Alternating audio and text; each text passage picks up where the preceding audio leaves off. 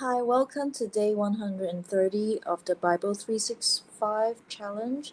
I am reading from the Thematic Bible reading plan found at BibleStudyTools.com. Today, we'll be covering Judges chapter 12, 13, and 14, and Psalm chapter 143. Judges chapter 12, Jephthah and Ephraim. The Ephraimite forces were called out, and they crossed over to Zaphon. They said to Jephthah, "Why did you go to fight the Ammonites without calling us to go with you? We're going to burn down your house over your head." Jephthah answered, "I and my people were engaged in a great struggle with the Ammonites, and Although I called, you didn't save me out of their hands. When I saw that you wouldn't help, I took my life in my hands and crossed over to fight the Ammonites, and the Lord gave me the victory over them. Now, why have you come up today to fight me?"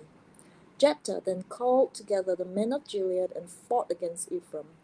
The Gileadites struck them down because the Ephraimites had said, "You Gileadites are renegades from Ephraim and Manasseh."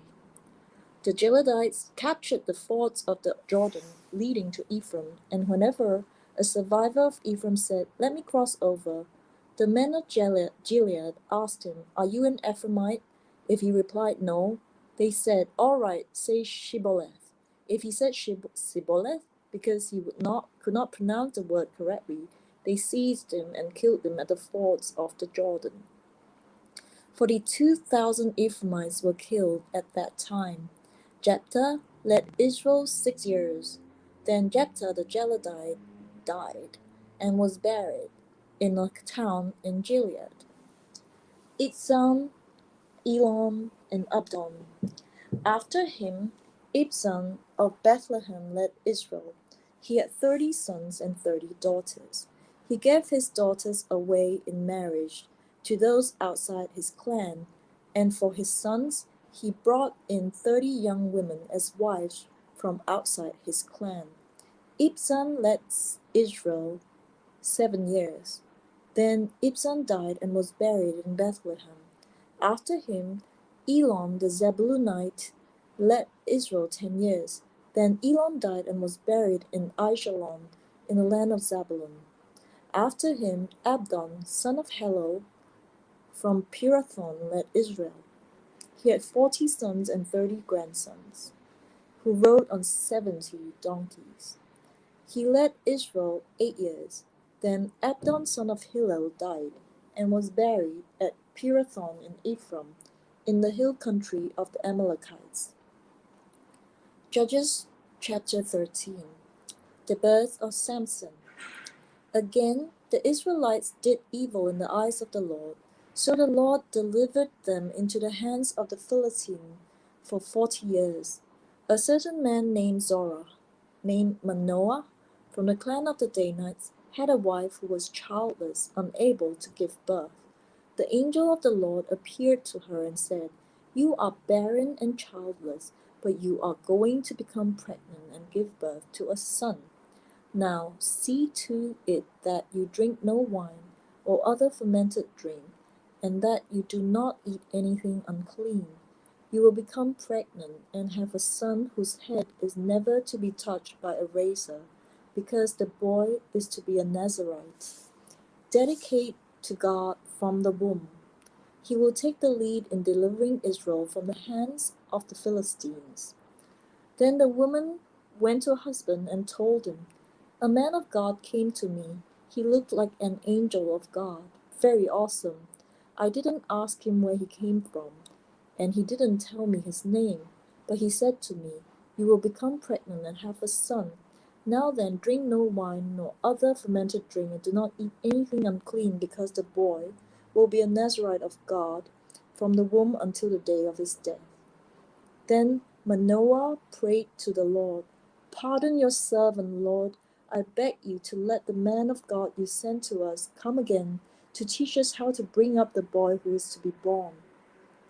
God heard Manoah, and the angel of God came again to the woman while she was out in the field, but her husband Manoah was not with her. The woman hurried to tell her husband, "He's here, the man who appeared to me the other day." Manoah got up and followed his wife. When he came to the man, he said, "Are you the man who talked to my wife?" "I am," he said. So Manoah asked him, "When your words are fulfilled, what is to be the rule that governs the boy's life and work?" The angel of the Lord answered, "Your wife must do all that I have told her. She must not eat anything that comes from the grapevine, or drink any wine, or other fermented drink, nor eat anything unclean. She must do everything I have commanded her."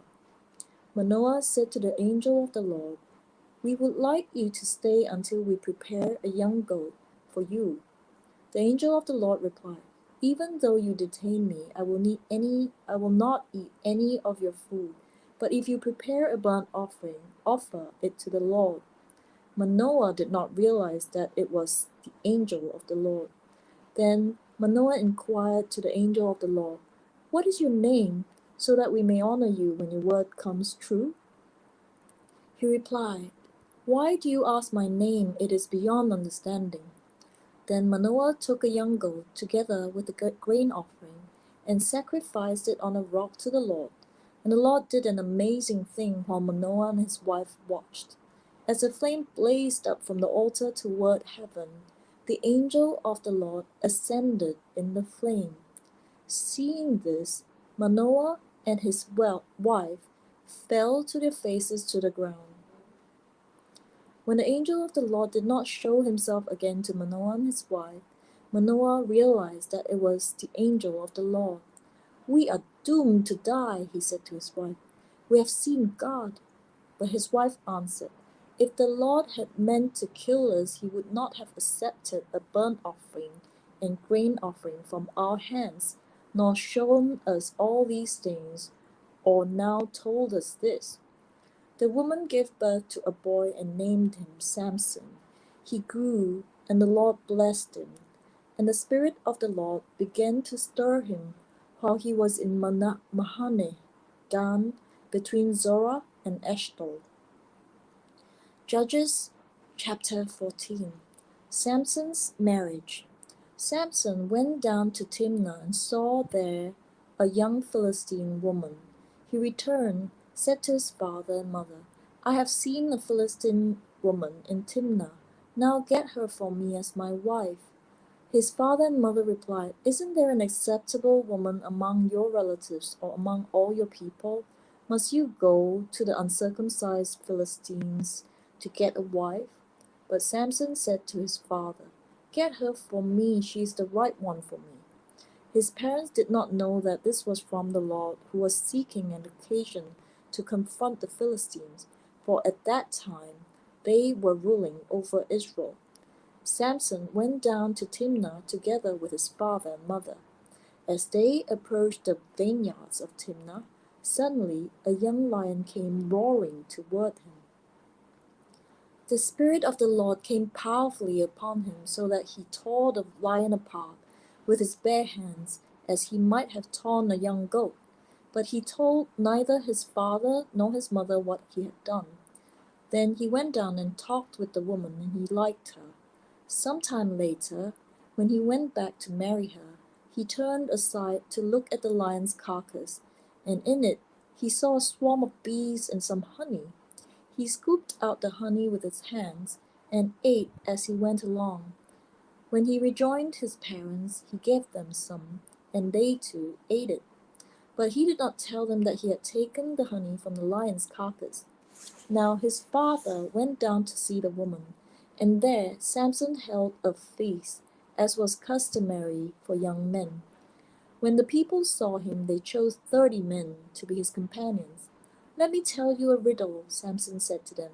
"If you can give me the answer within 7 days of the feast, I will give you 30 linen garments and 30 sets of clothes.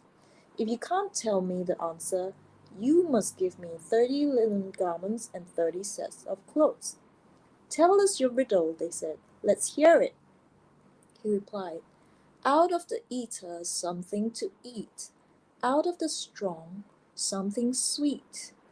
For 3 days they could not give the answer. On the 4th day they said to Samson's wife, Coax your husband into explaining the riddle for us, or we will burn you and your father's household to death. Did you invite us here to steal our property?" Then Samson's wife threw herself on him, sobbing, "You hate me. You don't really love me. You've given my people a riddle, but you haven't told me the answer." "I haven't even explained it to my father or mother," he replied, "so why should I explain it to you?" She cried the whole 7 days of the feast. So on the seventh day he finally told her, because she continued to press him. She in turn explained the riddle to her people. Before sunset on the seventh day, the men of the town said to him, "What is sweeter than honey? What is stronger than a lion?" Samson said to them, "If you had not plowed with my heifer, you would not have solved my riddle." Then the Spirit of the Lord came powerfully upon him. He went down to Ashkelon, struck down 30 of their men, stripped them of everything, and gave their clothes to those who had explained the riddle. Burning with anger, he returned to his father's home. And Samson's wife was given to one of his companions who had attended him at the feast.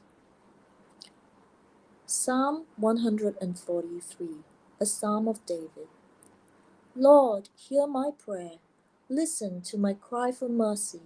In your faithfulness and righteousness come to my relief.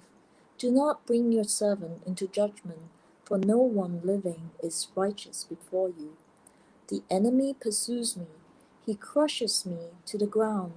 He makes me dwell in the darkness like those long dead. So my spirit grows faint within me. My heart within me is dismayed. I remember the days of long ago. I meditate on all your works and consider what your hands have done. I spread out my hands to you. I thirst for you like a parched land. Answer me quickly, Lord. My spirit fails. Do not hide your face from me, or I will be like those who go down to the pit. Let the morning bring me word of your unfailing love, for I have put my trust in you. Show me the way I should go, for to you I entrust my life. Rescue me from my enemies, Lord, for I hide myself in you. Teach me to do your will, for you are my God. May your good spirit lead me on level ground. For your name's sake, Lord, preserve my life. In your righteousness, bring me out of trouble. In your unfailing love, silence my enemies. Destroy all my foes, for I am your servant.